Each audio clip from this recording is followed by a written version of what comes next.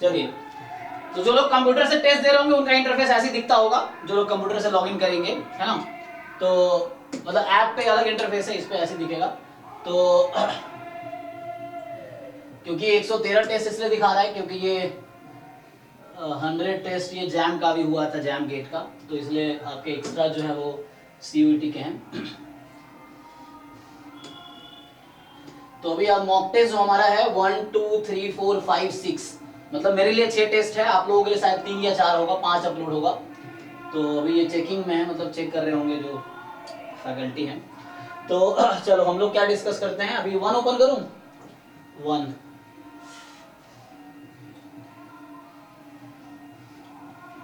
कितने लोगों ने टेस्ट दिया है? तो अभी तक बस 20 लोगों ने टेस्ट दिया है ना, ऐसे 200 लोग लगभग हैं। ये टेस्ट बच्चे बहुत कम देते हैं ना, ये दिक्कत है। तो है ना, 20 बच्चों ने टेस्ट दिया है और किसका कितना परफॉर्मेंस है।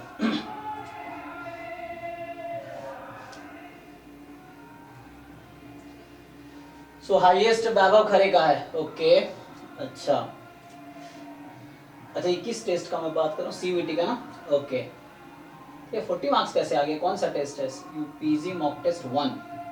अच्छा ठीक है, मतलब 40 मार्क्स का टेस्ट है, मतलब 10 क्वेश्चन है, 4 मार्क्स ईच, तो इसके 31 आए हुए हैं। ओके, आशुतोष 30, श्रेया 26, देवज्योत 25, आदित्य द्वितीय 25, ओके 19, ठीक है।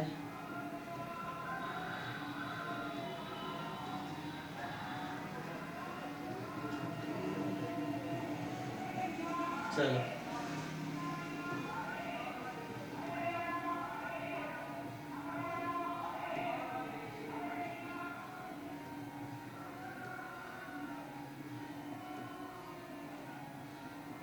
ठीक है, तो टाइम फ्रेम में एक टाइम सेट कर लो डेली टेस्ट देने का, जब भी टेस्ट देते हो। जनरली जो आपका एग्जाम होता है, आई थिंक या तो मतलब कल लास्ट ईयर जिन लोगों ने दिया था, याद है टाइम क्या था? या तो 10 to 12 होगा, या 2 to 5, 2 to 4 होता है, इस तरह से 3 to 5, मुझे याद नहीं है टाइम क्या था लास्ट ईयर, देखना पड़ेगा। एनीवे चलो स्टार्ट करते हैं हम लोग। तो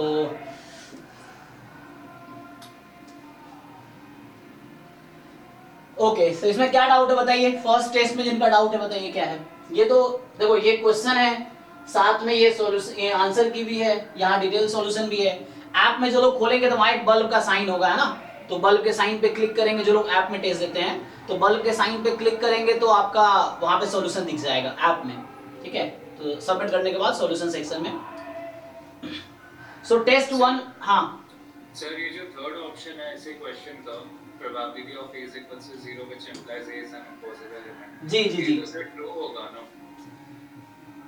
मतलब A की प्रोबेबिलिटी 0 है तो A इम्पॉसिबल इवेंट है। ओके, तो पहले इम्पॉसिबल इवेंट को आप कैसे डिफाइन करते हैं?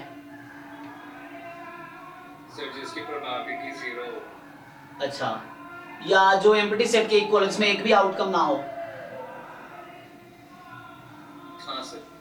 नहीं, ये दो अलग अलग चीज है, जो मैं बोला हूं ये दोनों अलग अलग चीज है। मतलब चलो मैं स्टेटमेंट लिखता हूं। If E is empty set implies probability of E is 0, और एक है if probability E of 0 implies E is empty set। ये स्टेटमेंट 1, स्टेटमेंट 2, बताइए इन दोनों में कौन सा ट्रू है? ओनली 1, ओनली 2, बोथ और नन?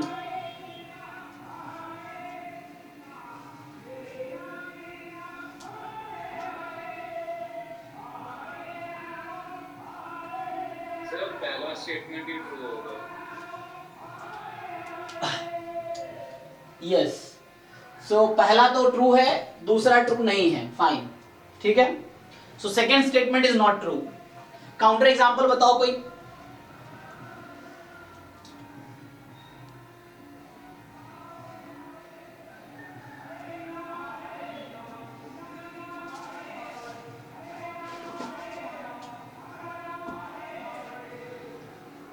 ओके, तो हमें पहले तो ये देखना है कि डेफिनेशन क्या है। सो अब मेरा ये पूछना है कि इम्पॉसिबल इवेंट का डेफिनेशन बुक में क्या लिखते हैं लोग? बट चेक करो बुक वाले क्या लिखते हैं। जो इवेंट एम्प्टी सेट के इक्वल हो या जिस इवेंट की प्रोबेबिलिटी 0, क्योंकि दोनों अलग अलग चीज है ना। This and this are not equivalent. Equivalent कब होता, जब इफ एंड ओनली इफ लिखा होता। So this and this are not same.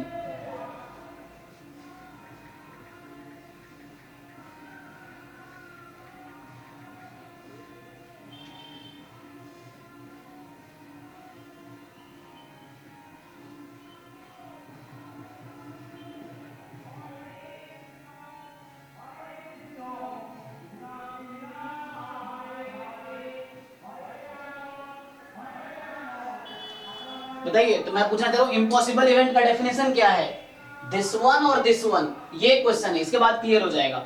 सो जब हम डिफाइन करते हैं इम्पॉसिबल इवेंट, वी से इज 5 और वी से प्रोबेबिलिटी ऑफ इज 0। बुक में क्या लिखता है, चेक करो गुप्ता कपूर या कोई बुक, इसमें देख के बताओ कहीं पे कि क्या लिखा है डेफिनेशन इम्पॉसिबल इवेंट का। Probability of is equal to 0। अच्छा, ये डिफाइन करते हैं। तो अगर ये डिफाइन करेंगे, ओके, तो यहां पे क्या दे रखा है, तो यहाँ पे ये क्या कह रहा है, probability of A is 0 then A is impossible. फिर तो थर्ड स्टेटमेंट ट्रू हो जाएगा अगर वो डेफिनेशन लेके चलेंगे तो। इफ वी कंसीडर कि definition is always if and only if, definition is always if and only if. Like अगर हम ये कहते हैं कि A is impossible event if and only if probability of A is 0, तो if and only if condition है। So if you consider this statement then it is correct. जिन्होंने answer की बनाया फिर उन्होंने गलत बनाया, ठीक है ना, जो हमारे फैकल्टी हैं, तो ऐसे कर चेक कर लीजिए। तो इनके हिसाब से जिन्होंने बनाया, इनके हिसाब से ये है कि इम्पॉसिबल इवेंट होगा एम्प्टी सेट के इक्वल होना, तो वो गारंटी नहीं है ना। ए अगर 0 है तो कोई जरूरी नहीं है कि ए एम्प्टी सेट होगा। तो जो ये इम्पॉसिबल इवेंट जिन्होंने क्वेश्चन बनाया उनके हिसाब से कि वो ये कंसीडर कर रहे हैं कि सेट एम्प्टी सेट के इक्वल होना चाहिए।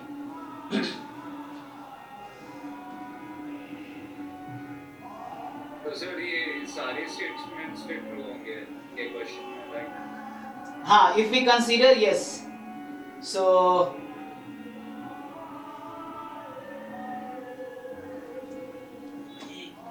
फोन बंद करना पड़ेगा मुझे, नहीं तो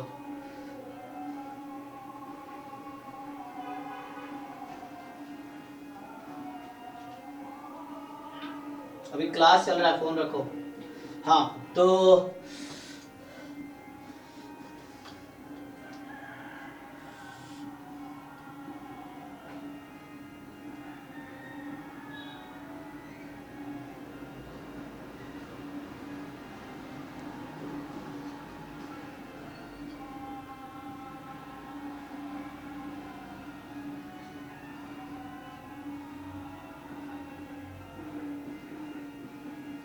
ठीक है ना, यहाँ थोड़े से अब ये डेफिनेशन हो गया। कई बार बुक में ना तुम देखते हो अपने अपने तरीके से डिफाइन करते हैं। So then probability of impossible event is 0, A union A complement, मतलब ये सैंपल स्पेस हो जाएगा 1, ए इज 0। अगर ये डेफिनेशन कंसीडर कर रहे हो then A is impossible event, ये ट्रू हो जाएगा। वरना if A is empty set वाला कंसीडर करेंगे कि impossible event if E is empty set या ए इज एम्प्टी सेट, तब ये ट्रू नहीं होगा। ये चीज है। And probability of sample space then सारे करेक्ट हो जाएंगे, ठीक है। तो यहाँ ये क्या लिखना चाह रहा है कि इम्पॉसिबल इवेंट प्रोबेबिलिटी ऑफ 5 0 है, ठीक है। Probability of choosing a point from interval this is 0 but it is not impossible event. समझ रहे हो ना क्या कहना चाह रहा है। सो जिसने सॉल्यूशन बनाया उनके हिसाब से, सो व्हाट दे अज्यूम, मैं ये बोलना चाह रहा हूं कि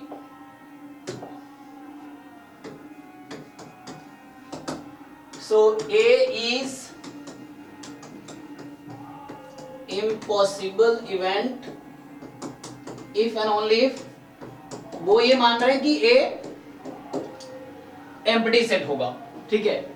और दूसरा जो आप जैसे सोच रहे हो उसका मतलब ये है कि A is impossible event if and only if probability of A is 0 and these two are different things, these two are not same, है ना। ये लिखना this will imply this but this will not imply this, है ना। So depends on what definition you use। तो जिसने solution बनाया उसके हिसाब से, इस डेफिनेशन के हिसाब से कह रहा है कि जरूरी नहीं है कि प्रोबेबिलिटी 0 है तो ए एम्प्टी सेट ही होगा। बट ठीक है, आई थिंक उसके नॉलेज में प्रॉब्लम, इस डेफिनेशन को फॉलो करो, दैट्स फाइन। नेक्स्ट बताइए और टेस्ट 1 में जो डाउट है जिनका।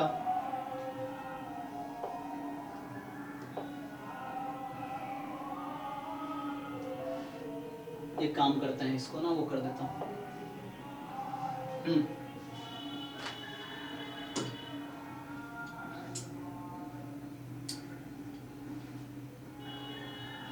चलो मॉक टेस्ट 1 में और कोई डाउट है किसी को?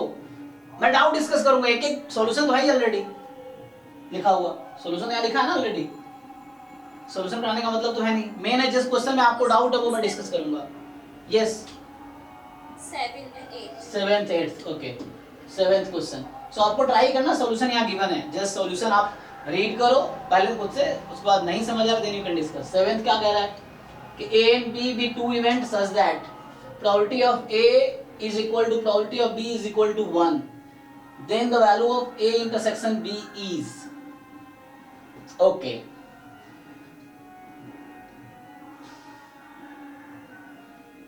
हाँ ठीक है, A में भी 1 होगा। तो इसमें क्या देखो, तुम्हें आपको गिवन है यहाँ पे कि probability of A is 1, probability of B is 1, so और probability of A union B, A itself जो A का मेजर है 1 है, B का मेजर भी 1 है, तो यूनियन का 1 से ज्यादा तो हो नहीं सकता, सो है ना, 1 से ज्यादा तो नहीं हो सकता ना इन जनरल, बिकॉज और ये ऐसे सोच सकते हो आप कि A is subset of A union B, so this implies probability of A is less than equal to probability of A union B, and since यही 1 है तो probability of A union B more than equal to 1, तो 1 से ज्यादा तो probability हो नहीं सकती, तो means it has to be 1 only. तो ये 1 है, इसका मतलब है कि this has to be 1 only, तो ये रीजन है इसका। ओके नाउ इसका फॉर्मूला अगर खोलो आप, PA plus PB minus PA intersection B is 1। now it is given that this both are 1, so 1 plus 1 minus A intersection, ये सब जो यूनिट वाइज टेस्ट है जस्ट आपके बेसिक अंडरस्टैंडिंग के लिए है, main full length test upload होगा तो वो आपको समझना है, एग्जाम पैटर्न पे होगा तो उसमें आपके जो मार्क्स आएंगे that you have to understand कि हाँ उसमें मार्क्स कम आ रहे तो क्यों आ रहे, ये सब जस्ट एक प्रैक्टिस के लिए, एक बेसिक अंडरस्टैंडिंग के लिए है, ठीक है।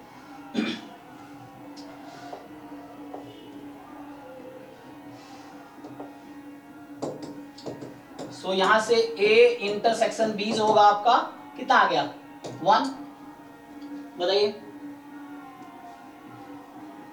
Is it fine? Yes, sir. Okay.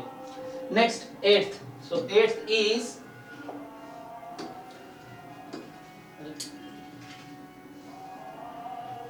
consider all families with 2 children where the probability of each child being a boy or girl is half. Okay. One randomly selected family has 1 child as boy. Okay. What is the probability that the other child is also a boy? Okay, this is a basic question. So तो ये क्या आप solution आपको clear नहीं है, you have to think yourself. अच्छा मैं एक और सजेशन दूंगा, कभी भी आप चाहे बुक के सॉल्व एग्जांपल कर रहे हो, कभी भी don't look at solution first, never, चाहे सॉल्यूशंस गिवन ही है still don't look at solution first, questions पढ़ो अपने हिसाब से, जो आपकी अंडरस्टैंडिंग है उस पे सॉल्व करो, once you get the answer then you match your answers. अगर आप सही कर पाओगे आपका कॉन्फिडेंस बढ़ेगा, ठीक है ना, कई बार you will do a better solution then the given solution.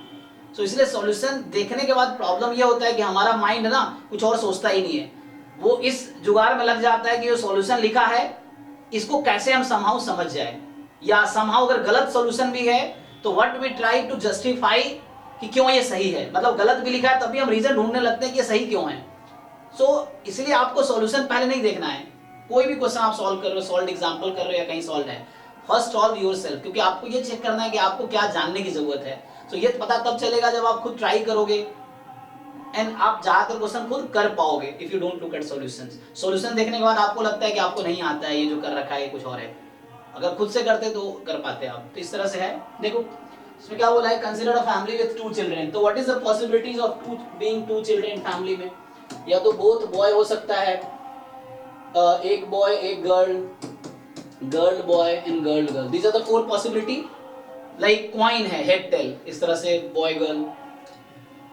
Now it is saying that the probability of each child being boy girl is half, ठीक है, तो हाफ हाफ प्रोबेबिलिटी है, मतलब टोटल 1/4 1/4 1/4, मतलब ये इक्वली लाइकली आउटकम हो गया है ना, तो ये सैंपल स्पेस के जो भी आउटकम्स है इक्वली लाइकली है। एंड नाउ अच्छा मैंने लिंक नहीं भेजा ग्रुप में ना, तो कुछ लोग समझ नहीं पाए होंगे, क्लास स्टार्ट हो गई है।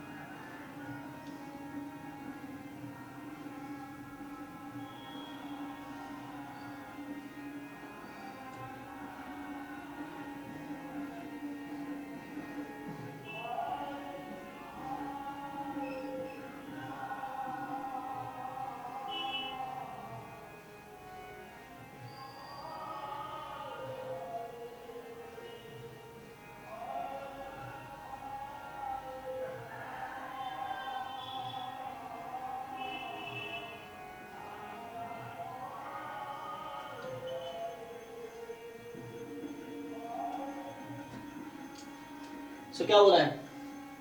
One randomly selected family has a one child, a boy. It is given that a selected family has boy. So मान लो if है कि selected family has a boy, ये बता रखा है आपको, ठीक? What is the probability that the other child is also a boy? तो एक फैमिली में 2 चिल्ड्रन है ना, each family has 2 children, तो each family has 2 children. So इस फैमिली में जो दूसरा चाइल्ड होगा, so other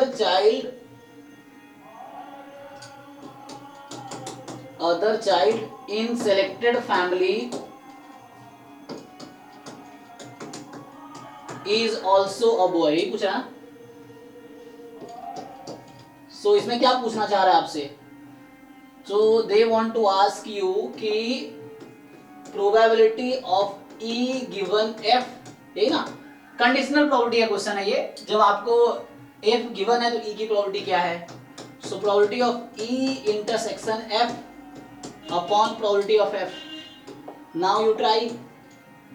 सो E में फेवरेबल आउटकम क्या है, F में क्या है? एक बॉय है, सो F में फेवरेबल आउटकम है बॉय गर्ल, बॉय बॉय हो सकता है या गर्ल बॉय, है ना, यही पॉसिबिलिटी है F में कि one boy has to be there. And E कह रहा है कि the other child family is also a boy. Means what?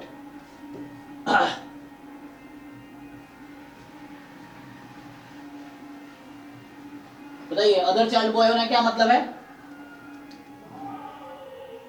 मतलब A में था तो एक बॉय होने चाहिए, सो ये फेवरेबल आउटकम था boy girl boy boy girl boy. अच्छा, एक बॉय है तो पक्का है, तो मतलब,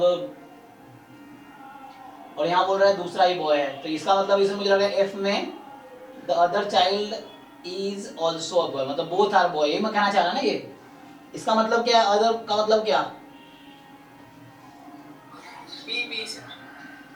हाँ, दूसरा भी बॉय है, तो दूसरा बॉय मतलब बॉय, सेकेंड बॉय, कहना ये चाह रहा ना कि other is also boy, other child is also boy, मतलब बोथ आर. इसका मतलब ये कहना चाह रहा ना कि बोथ आर. एक्चुअली यहाँ इसका मीनिंग है कि बोथ आर बॉयज, इसका यही मतलब है. तो दूसरे तरीके से E को लिखेंगे समेत बोथ चाइल्ड, ये कहना चाह रहा है both child in the selected family है ना, आर बॉय. सो इस तरह से होगा.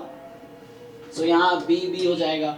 एंड देन आप इसका इंटरसेक्शन लेंगे, सो 1/4 और F में कितना है 3/4, तो ये 1/3 आ गया. सो E का मीनिंग यहाँ था कि other child is also a boy, means they want to ask कि क्या प्रोबेबिलिटी है both are boys in the family.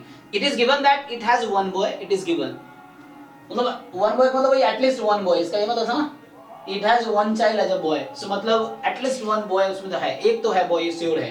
क्या प्रोबेबिलिटी है कि दोनों बॉय है, ये निकालना था मुझे. So both are, so it is given that one, so one may be, है ना, this is the case, and then it is fine. So ये था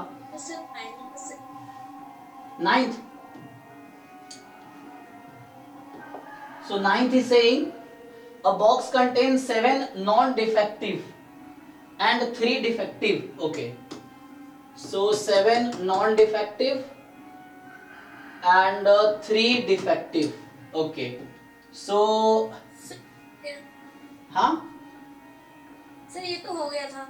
ये हो गया था. कौन सा डाउट है आपका? नहीं कुछ नहीं, मैंने फाइन बोला था. सॉरी, ओके, मैं गलत सुन लिया. हाँ, anyone else has any doubt test 1 में? कोई डाउट नहीं है. ओके, सेकंड में बताइए.